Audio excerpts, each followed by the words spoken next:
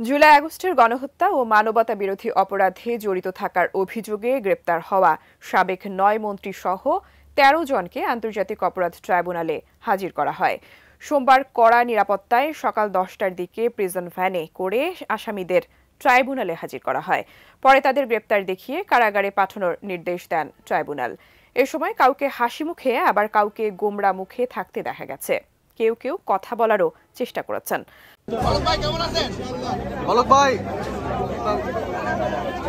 ভাই কেমন আছেন? আওয়ামী লীগ প্রধান শেখ হাসিনা পালিয়ে গেলেও পালাতে পারেনি দলটির অসংখ্য নেতাকর্মী। এর মধ্যে গণহত্যার অভিযোগে বেশ কিছু এমপি মন্ত্রীকে রোববার আদালতে হাজির করা হয়েছে, যাদের মধ্যে আছে সাবেক আইনমন্ত্রী আনিসুল হক, ফারুক খান, ডাক্তার দীপু মনি, রাশেদ খান মেনন, হাসানুল হক ইনু, জুনায়েদ আহমেদ পলক, সাবেক প্রধানমন্ত্রীর উপদেষ্টা সালমান এফ রহমান, তৌফিক ইলাহি, শাহজাহান খান, সাবেক প্রতিমন্ত্রী কামাল আহমেদ মজুমদার, গোলাম দস্তগীর গাজী, আপিল বিভাগের অবসরপ্রাপ্ত বিচারপতি শামসুদ্দিন চৌধুরী মানিক ও সাবেক স্বরাষ্ট্র সচিব জাহাঙ্গীর আলম। অন্য একটি মামলায় রিমান্ডে থাকায় আব্দুর রাজ্জাককে ট্রাইব্যুনালে হাজির করা হয়নি।